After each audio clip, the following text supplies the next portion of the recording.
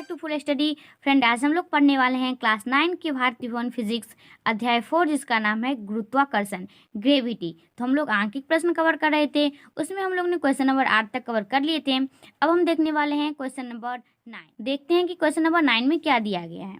Question number 9 में दिया गया है कि 19.6 मीटर ऊंची एक मीनार की चोटी से एक पत्थर छोड़ा जाता है, तो पृथ्वी पर पहुंचने से ठीक पहले इसका वेग ज्ञात करें। तो देखिए यहाँ पे एक जो पत्थर है वो पृथ्वी से ऊंची कितना ऊंची 16.6 मीटर एक ऊंची मीनार है, वहां से एक पत्थर को छोड़ा जाता है। तो उसका जो गुरुत्वीय त्वरण है वो भी हमें सवाल में दिया गया है। मीनार की ऊंचाई मतलब कि इतना मीटर ऊंची से एक मीनार की चोटी है, तो जो मीनार की ऊंचाई होगी वो यही होगी। तो हम लिख लेंगे यहाँ पे 19.6। ठीक है, यही रहेगी हमारी क्या, मीनार की ऊंचाई। उसके बाद देखिए पत्थर का क्या होगी, प्रारंभिक वेग, जिसे हम यू से डिनोट करते हैं। तो यहाँ पे देखिए कि एक पत्थर को छोड़ा जाता है, उसका जो प्रारंभिक वेग होगा वो क्या होगा, 0 मीटर प्रति सेकेंड।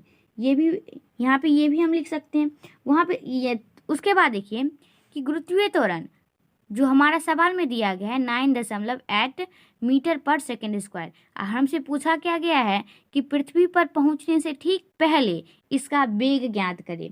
तो देखिए गति के समीकरण से हम जानते हैं कि जो वेग बराबर फॉर्मूला होता है v स्क्वायर बराबर क्या फॉर्मूला होता है, u स्क्वायर प्लस 2as, यही फॉर्मूला होता है हमारा।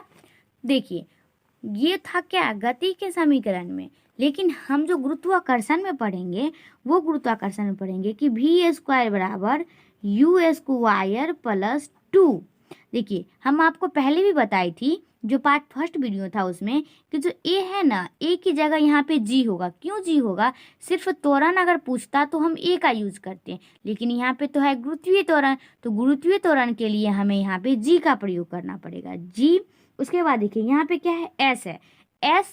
s किसके बराबर होता है, h के बराबर।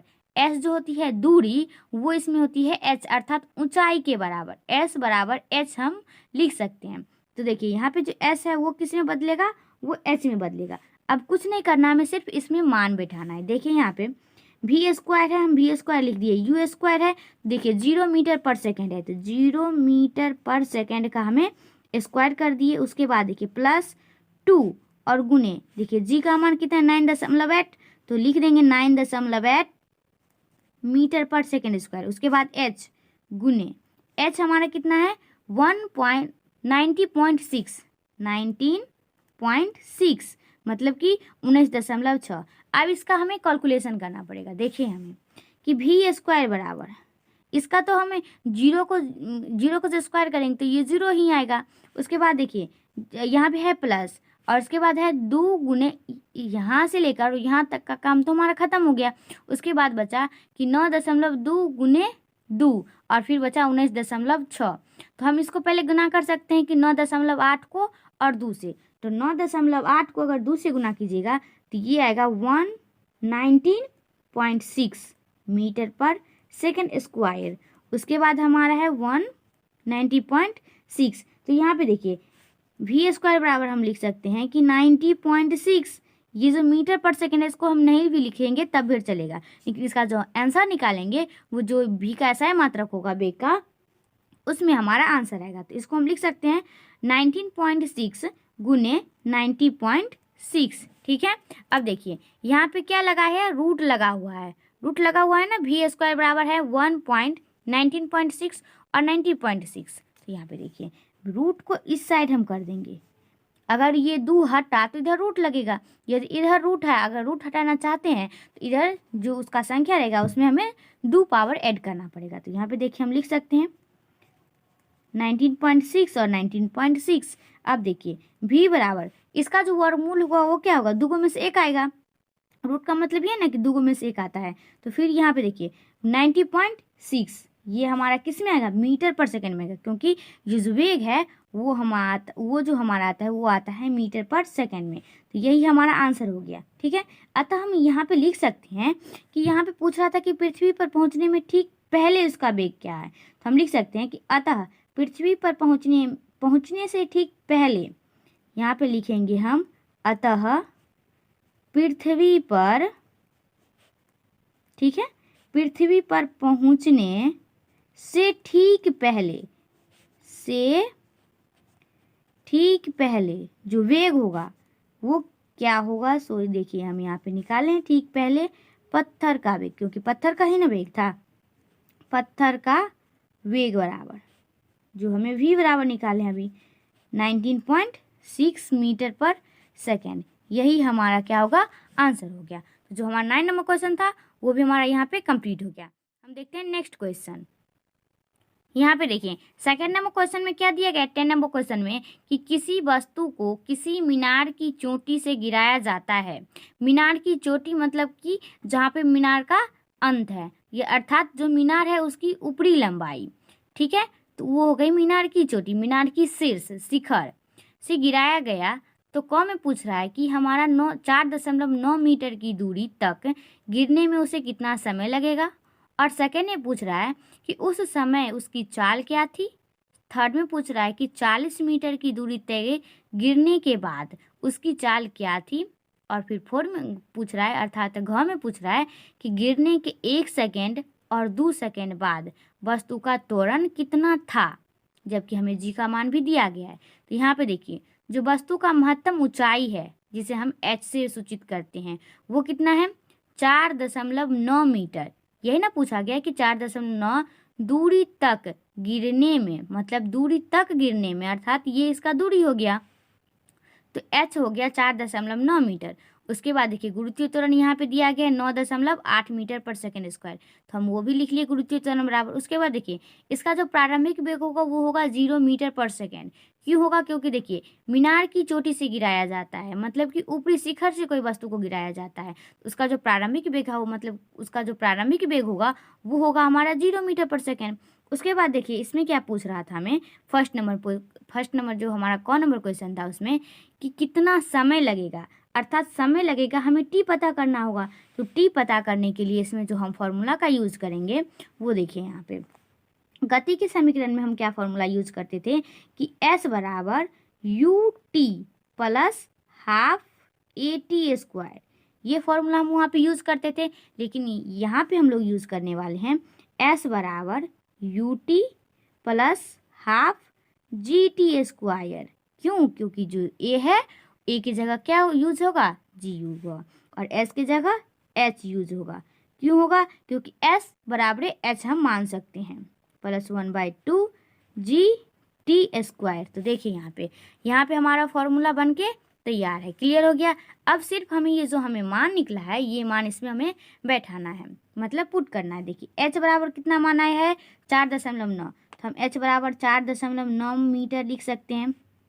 उसके बाद बराबर है तो बराबर लिख देंगे, u है तो u का मान हमें 0 मीटर पर सेकेंड है वो भी हम लिख देंगे, गुने टी तो हमें नहीं पता है ना, देखिए इसमें टी का मान तो नहीं दिया गया है तो टी लिख लेंगे। उसके बाद हाफ तो हाफ लिख लेंगे। उसके बाद देखिए जी का भी मान हमें दिया गया है 9.8। यहाँ पे देखिए जो गुरुत्वीय त्वरण है जी उसका भी मान है 9.8 मीटर पर सेकेंड स्क्वायर। उसके बाद देखिए टी है तो टी स्क्वायर का टी स्क्वायर ही हम यहाँ पे लिख देंगे। उसके बाद देखिए यहाँ पे कितना है 4.9, तो 4.9 मीटर बराबर देखिए इसको यदि हम टी से गुना करिए तो 0 ही होगा, तो यहाँ से लेकर और यहाँ तक का काम खत्म। उसके बाद बचा क्या 1/2 गुने 9.8 मीटर पर सेकेंड स्क्वायर गुने टी स्क्वायर। उसके बाद देखिए 4.9 मीटर। उसके बाद देखिए बराबर ये जो गुना करेंगे 9.8 मीटर पर सेकेंड स्क्वायर, इसको किससे गुना करेंगे, 1 से गुना करेंगे ना, तो ये इतना ही ना होगा। तो ये देखिए ये होगा 9.8 मीटर पर सेकेंड स्क्वायर गुने टी स्क्वायर, इसके बटा में आ जाएगा 2। यहाँ तक आपको समझ में आ गई। उसके बाद देखिए इसको हम चाहे तो यहाँ पे भी हमें यहाँ पे कैंसिल कर सकते हैं। कैसे, देखिए 2 से कैंसिल करेंगे तो यहाँ पे 4 और यहाँ पे 8, 4.8 मीटर पर सेकेंड स्क्वायर टी। तो यहाँ पे देखिए हम लिख सकते हैं 4.9 मीटर बराबर 4.8 मीटर पर सेकेंड स्क्वायर और साथ में टी स्क्वायर, क्योंकि ये भी तो इसके गुना में ही है ना। यहाँ पे देखिए ये जो टी है ये भी इसका गुना में है, अब देखिए हमें क्या चाहिए, टी स्क्वायर बराबर फॉर्मूला चाहिए, टी बराबर फॉर्मूला चाहिए। तो हम यहाँ पे टी बराबर फॉर्मूला लिखेंगे, ये इसके 4.9 मीटर, उसके बाद जिसके साथ ये लगा है वो इसके बटा में चला जाएगा, ठीक है। 4 देखिए ये इसके बटा में चला जाएगा क्योंकि टी इसके साथ लगा हुआ है, तो 4.8 मीटर पर सेकेंड स्क्वायर। अब चाहे तो इसका दशमलव भी तोड़ सकते हैं या यहीं पे भाग दे सकते हैं। तो देखिए यहाँ पे इसका हम दशमलव तोड़ लेते हैं, टी बराबर आएगा 4.9 है तो इसका दशमलव तोड़ेंगे तो 10 आएगा, ये मीटर में है। उसके बाद देखिए इसका भी हम दशमलव तोड़ेंगे तो ये 10 आएगा नीचे, मीटर पर सेकेंड स्क्वायर, ठीक है। उसके बाद यहाँ पे देखिए 49 मीटर, फिर इसके बट्टे में 10 और फिर ये 10 ऊपर चला जाएगा और फिर ये 48 जो नीचे आ जाएगा। देखिए 10 से 10 कैंसिल हो गया हमारा, तो ऊपर में बचा 49, नीचे में बचा 48, ठीक है। इसे हमें भाग देना होगा, तो भाग देने पर हमारा कितना प्राप्त होगा, ये जो हमारा 49 है और नीचे 48 है, तो भाग देने पर हमारा जो एक आएगा वो हमारा टी बराबर 1 सेकेंड। यही हमारा आ गया आंसर। तो ये जो हमारा आंसर निकलेगा ये किसका आंसर निकला था, ये हमारा क नंबर का आंसर था, ठीक है। यहाँ पे देखिए क्योंकि क में ही हमारा पूछ रहा था तो हम यहाँ पे लिख सकते हैं ये क नंबर के लिए था, ठीक है। उसके बाद देखिए ख में क्या पूछ रहा है, ख में पूछा गया कि उस समय चाल क्या थी, अर्थात हमें चाल निकालना है। तो यहाँ पे देखिए, अब यहाँ पे देखिए उसका जो ख नंबर था वो पूछ रहा था कि दूरी ज्ञात करने के लिए, तो उसके लिए जो गति का समीकरण होता है वी स्क्वायर बराबर यू स्क्वायर प्लस 2as, लेकिन यहाँ पे जो गुरुत्वाकर्षण चैप्टर में यूज होगा वो होगा ए के जगह जी और एस के जगह एच, क्योंकि यहाँ पे इसी के संबंध में प्रश्न पूछा गया है। तो देखिए वी स्क्वायर बराबर हम फॉर्मूला लगाए हैं यहाँ पे, उसके बाद वी स्क्वायर है तो वी स्क्वायर देंगे, यू स्क्वायर मतलब इसका जो प्रारंभिक वेग था वो हम लोग निकाले थे 0 मीटर पर सेकेंड, उसके बाद प्लस है तो प्लस और फिर 2 है तो 2 देंगे। उसके बाद यहाँ पे कुछ नहीं तो चिन्ह है गुना का, तो जी का मान हमारा दिया गया था सवाल में 9.8 मीटर पर सेकेंड स्क्वायर। उसके बाद देखिए जो हमारा एच था उसका महत्तम ऊंचाई वो दिया गया था 4.9 मीटर। अब देखिए यहाँ तक कि काम तो हमारा खत्म है क्योंकि ये है 0 मीटर पर सेकेंड स्क्वायर और यहाँ पे हमें +2 इसमें ऐड करना पड़ेगा, ठीक है। यहाँ पे देखिए इसको तो हम नहीं लिखेंगे, ये हो गया 2 गुने 9.8 मीटर पर सेकेंड, तो इसको जो हम 2 से गुना करेंगे तो ये आएगा 19.6 मीटर पर सेकेंड स्क्वायर। पीछे भी हम गुना किए हैं, उसके बाद ये भी हम इसमें ऐड करेंगे, ठीक है। वी स्क्वायर बराबर फिर इसको हमें गुना करेंगे 19.6 मतलब 19.6 और गुने 4.9, इसको गुना करके आएगा हमारा कैलकुलेशन 9.04, ठीक है। इतना हमारा इसका कैलकुलेशन आएगा। लेकिन यहाँ पे क्या है 2 लगा हुआ पावर में, अर्थात इधर अगर हम 2 भेजेंगे इधर तो इसमें रूट लगेगा। देखिए तो ये आएगा 96 ठीक है। तो इसका वर्गमूल जो होगा v बराबर वो कितना होगा 9.8 मीटर पर सेकेंड, इसका जो वर्गमूल है वो हमारा आएगा। तो यहाँ पे ख नंबर भी हमारा क्वेश्चन क्लियर हो गया।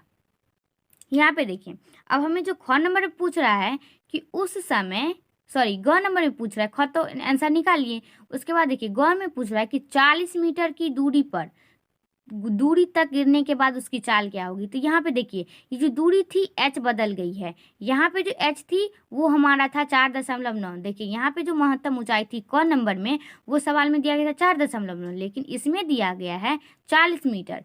तो हम जो ग नंबर में लेंगे ऊंचाई तो h बराबर वो क्या लेंगे 40 मीटर लेंगे। तो देखिए यहाँ पे जो हमारा एच था वो 40 हो गया, जी वही रहेगा, यू प्रारंभिक वेग हो गया 0 मीटर पर सेकेंड, फिर वही फॉर्मूला हम यहाँ पे लगाएंगे, ठीक है। वी स्क्वायर बराबर यू स्क्वायर प्लस 2gh। अब इसमें हमें मान बैठाना होगा, वी स्क्वायर है तो वी स्क्वायर, यू स्क्वायर का मान हमें है 0 मीटर पर सेकेंड, इसको भी हमें स्क्वायर कर दिए और फिर इसको 2 दे दिए, फिर जी का मान हमें है 9.8 मीटर पर सेकेंड स्क्वायर।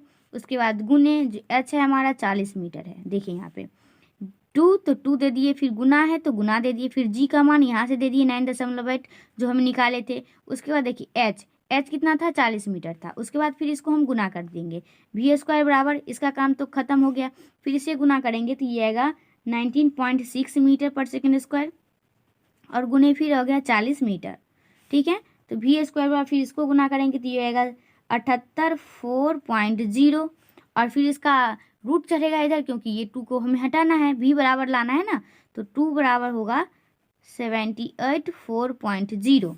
इसका हमें इधर रूट चढ़ेगा, इधर अगर स्क्वायर को हटाना होगा तो इधर रूट चढ़ेगा। देखिए इसका जो वर्गमूल होगा, रूट चढ़ता है तो क्या वर्गमूल उसका टूटता है। तो देखिए इसका वर्गमूल होगा 28 मीटर पर सेकेंड। देखिए इसको आप एक स्टेप और लिख सकते थे। क्यों लिख सकते? देखिए रूट बराबर 78 मतलब 784 भी आप लिख सकते थे, क्योंकि दशमलव के आगे यहाँ पे जीरो है। तो यहाँ पे दशमलव के आगे जीरो है तो हम दशमलव को जीरो को हटा भी सकते हैं ना। यदि हमें संख्या के पीछे अगर दशमलव रहता तो हम उस दशमलव को जीरो नहीं हटा सकते थे, लेकिन यहाँ पे संख्या के पीछे दशमलव, आगे दशमलव लगा हुआ है, तो ये हमें जीरो को हम यहाँ पे हटा सकते हैं। तो ये आ गया v बराबर 28 मीटर पर सेकेंड।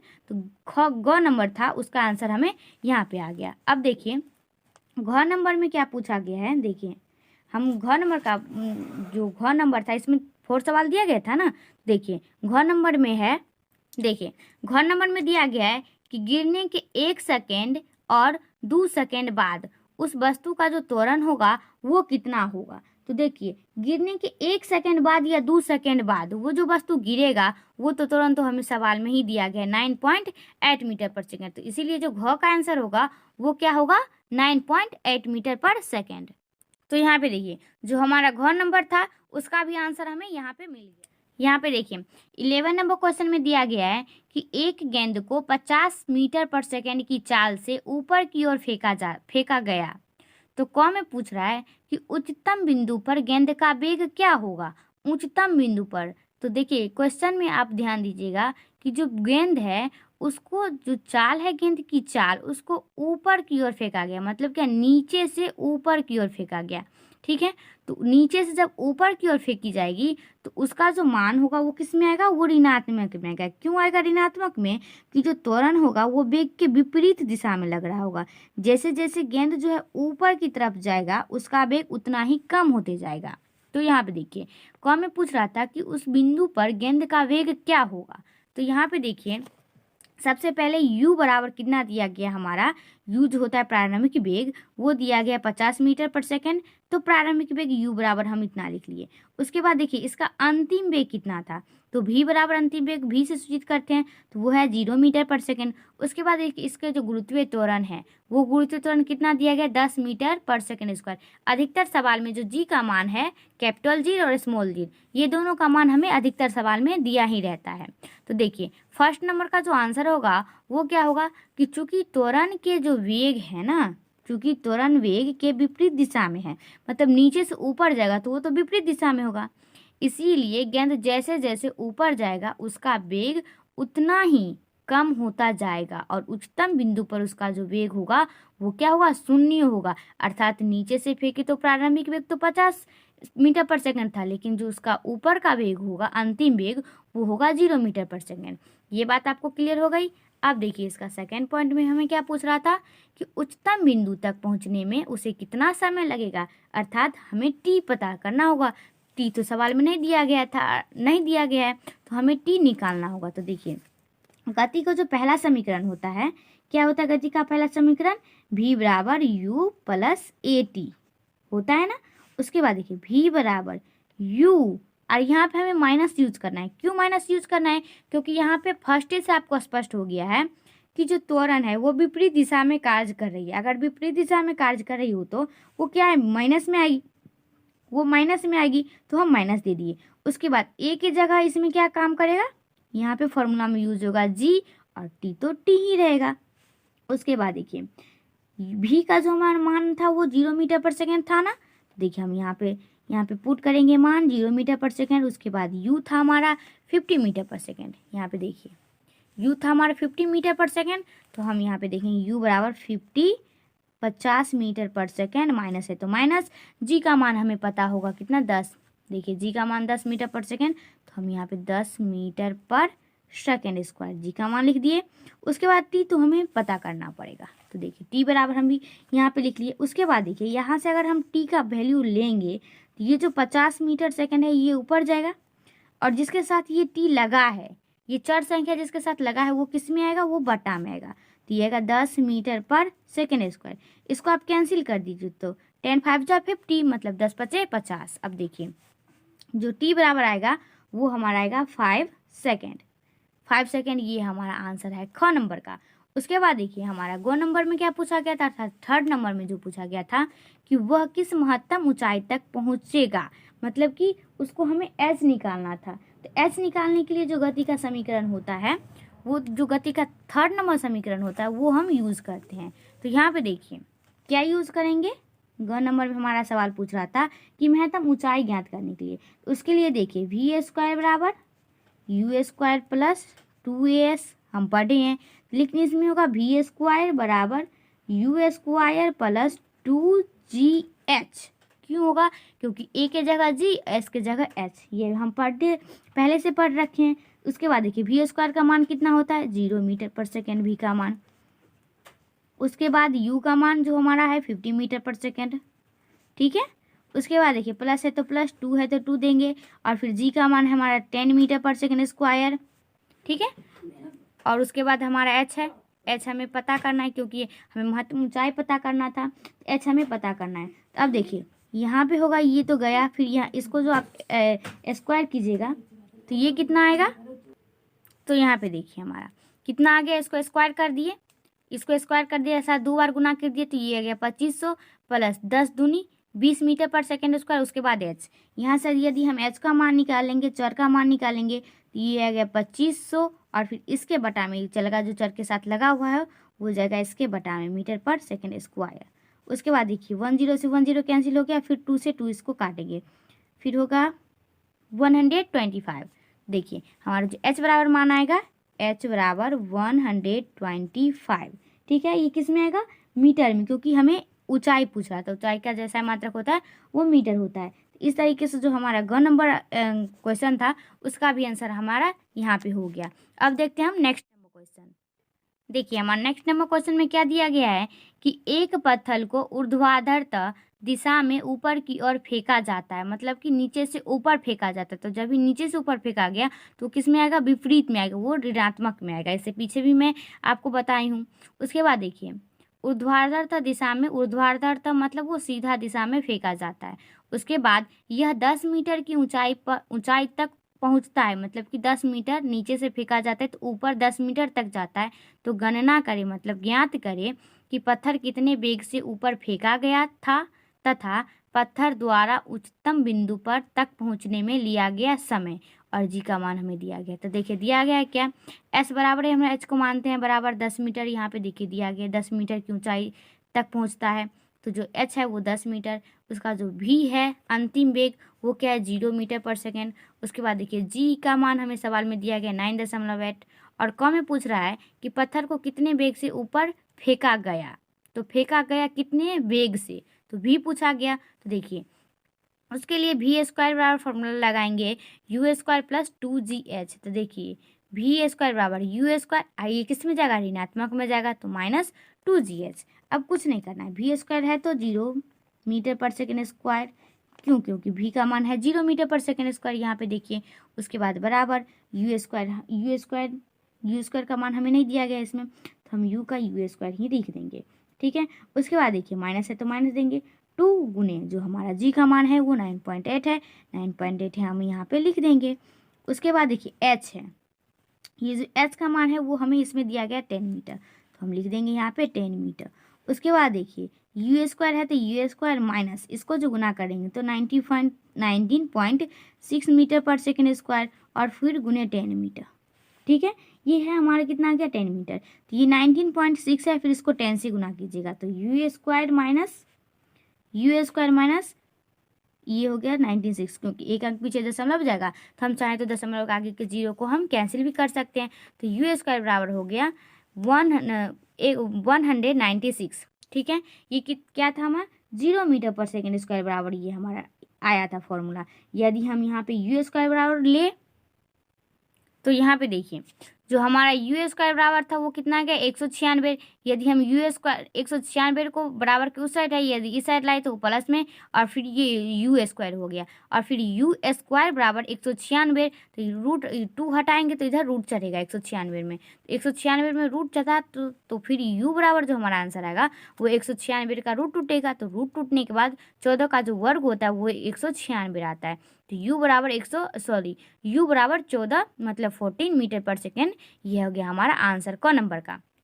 फिर उसके बाद हमें ख नंबर में पूछा गया था कि पत्थर द्वारा उच्चतम बिंदु तक पहुंचने में लिया गया समय, मतलब कि टी बराबर निकालना था, हमें समय निकालना था उसमें। देखिए जो गति का समीकरण होता है उसमें फर्स्ट समीकरण था कि v बराबर u प्लस ए टी, लेकिन ए टी के जगह हम क्या लेंगे, ए के जगह g लेंगे।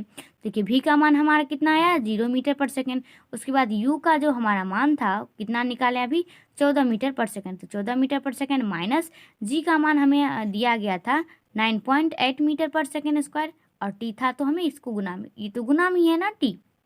उसके बाद देखिए यदि हम यहाँ पे टी निकालना था हमें फॉर्मूला में, क्वेश्चन में, तो टी बराबर लेंगे तो ये 14 मीटर पर सेकेंड, और इसके बचा में जो चर संख्या जो है टी इसके साथ जो लगा हुआ है वो आएगा इसके बटा में, तो ये आएगा 9.8 मीटर पर सेकेंड। उसके बाद यहाँ पे देखिए इसका दशमलव हम यहाँ पे तोड़ लिए, कैसे तोड़े, टी बराबर 14 मीटर पर सेकेंड स्क्वायर था, सेकेंड था, इसके बटा में नहीं कुछ तो एक, उसके बाद 9.8 था तो 9.8 दशमलव टूटेगा तो 10 आएगा। उसके बाद यहाँ पे देखिए ये 14 इसके बटा में 1, और ये यहाँ पे जो भाग में था ये गुना में जाएगा तो 10 ऊपर जाएगा और 98 नीचे आएगा, इसको कैंसिल कीजिए तो ये आ गया हमारा, देखिए यहाँ पे 14 पंचे 70 और बटा आ गया 49, ठीक है।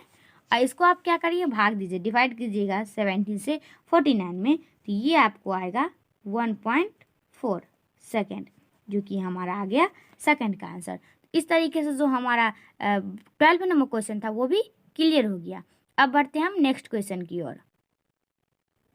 तो यहाँ पे देखिए जो v बराबर है u प्लस ए टी, तो ये ऋणात्मक होगा क्योंकि ये नीचे से ऊपर वेग जा रहा है, तो v बराबर u माइनस ए के जगह g और वी टी, इसमें हम यहाँ पे मान को पुट करेंगे। तो देखिए v बराबर कितना है, 0 मीटर पर सेकेंड, तो हम यहाँ पे लेंगे v बराबर 0 मीटर पर सेकेंड।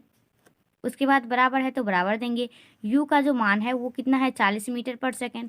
यहाँ पे देखिए जो हमारा u का मान है वो कितना है, 40 मीटर पर सेकेंड, तो हम यहाँ पे देंगे 40 मीटर पर सेकेंड, माइनस है तो माइनस देंगे, और g का मान है यार 10 मीटर पर सेकेंड। देखिए g का मान जो हमारा दिया गया है वो है 10 मीटर पर सेकेंड, तो हम लिख दिए यहाँ पे 10 मीटर पर सेकेंड। उसके बाद जो हमारा t था वो हम यहाँ पे t लिख दिए। अब हमें क्या निकालना है, देखिए क्वेश्चन नंबर में हमें पूछा गया था, देखिए यहाँ पे कि ऊंचाई ज्ञात करें। कौन नंबर में क्या पूछा गया था कि जो पत्थर है, पत्थर द्वारा पहुंची अधिकतम ऊंचाई ज्ञात करने के लिए, तो हमें ऊंचाई ज्ञात करने के लिए h की चाहिए, आवश्यकता होगी t। तो यहाँ पे देखिए v बराबर जो हमें t निकालना था ना, तो t हम यहाँ पे मान लिए, तो t बराबर ये जो 14 मीटर पर सेकेंड है वो यहाँ पे लिख देंगे, और जो अचर संख्या के साथ है वो इसके बटा में जाएगा, तो यहाँ से कैंसिल करके आएगा 4, तो t बराबर आएगा 4 सेकेंड। तब इसमें हमें क्या पूछ रहा है कि ग्राफ की सहायता से इसको हल करने के लिए, देखिए क्वेश्चन में ही था हमें कि किसी पत्थर को 40 मीटर पर सेकेंड के प्रारंभिक वेग से ऊर्ध्वाधर सीधा में, मतलब कि दिशा में ऊपर की ओर फेंका गया, तो ग्राफ की सहायता से पत्थर द्वारा पहुंची अधिकतम ऊंचाई ज्ञात कर ले। तो ऊंचाई ज्ञात करने के लिए हमें किसको, ग्राफ को दर्शाना पड़ेगा। टी हमें निकाल लिए, गति के समीकरण के नियम से जो टी का मान था वो हमें निकाल लिए। उसके बाद पूछ रहा है कि इसका विस्थापन और पत्थर द्वारा चली गई कुल दूरी भी ज्ञात करने के लिए, जबकि जी का मान भी हमें दिया गया था, तो हम यहाँ पे लिख लिए यू जितना दिया गया था 40 मीटर, फिर जी दिया गया था 10 मीटर, और भी दिया गया था 0 मीटर। तो देखिए यहाँ पे हमें ग्राफ की सहायता से बनाना है। देखिए जो हमारा v का मान था वो भी हमारा आ गया 0 मीटर पर सेकेंड, सूत्र लगाए v बराबर u प्लस ए टी, तो हमारा t का मान कितना आ गया 40 सेकेंड। उसके बाद लिखेंगे कि अतः वेग समय ग्राफ के लिए सरल रेखा होगी। तो वेग समय ग्राफ के लिए हम कैसे बनाते हैं, यहाँ पे देखिए इसका एक रेखा सरल होगी, कैसे होगी, यहाँ पे देखिए जो हमारा समय ये है रहा हमारा समय, ये रहा एक्स अक्ष, सॉरी ये रहा एक्स अक्ष, ये रहा वाई अक्ष। इसमें देखिए ये रहा वेग के मान और ये रहा समय का मान। तो समय हमारा कितना था, t बराबर निकला है 4 सेकेंड, तो ये जो हमारा 4 होगा जहाँ पे, वहाँ पे हमारा एक रेखा अंकित करेंगे। उसके बाद देखिए ये वेग का मान है, तो हमारा जो वेग है वो कितना हमें यहाँ पे दिया गया, देखिए जो हमारा प्रारंभिक वेग है u वो है 40 मीटर पर सेकेंड, तो हमें यहाँ पे 40 मीटर पर सेकेंड डिनोट करना पड़ेगा। तो यहाँ पे देखिए u का मान तो हमें हो गया, t का मान 4 सेकेंड निकाले थे तो 4 सेकेंड यहाँ पे हो गया। उसके बाद जो v था u वो था 40, तो जहाँ पे 40 यहाँ पे 40 मिल गया और यहाँ पे 4 मिल गया। इसको क्या करेंगे, हम मिला देंगे। तो मिलाने के बाद ये बन गया एक त्रिभुज। आप मैथ में पढ़े होंगे, गणित में, क्लास 10th का जो प्राथमिक गणित है, कोई भी गणित बनाते होंगे तो उसमें भी होगा त्रिभुज, पढ़े होंगे त्रिभुज वाला चैप्टर।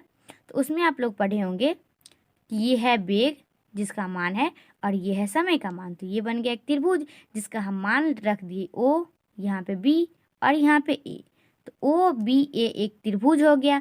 इसके बाद पूछ रहा है कि पत्थर द्वारा पहुंची अधिकतम ऊंचाई ज्ञात करने के लिए। तो देखिए यहाँ पे जो पत्थर द्वारा अधिकतम ऊंचाई होगी वो त्रिभुज का क्षेत्रफल होगा। तो त्रिभुज का जो क्षेत्रफल बराबर फॉर्मूला होता है वो होता है 1/2 गुने आधार गुने ऊंचाई। 1/2 दे दिए।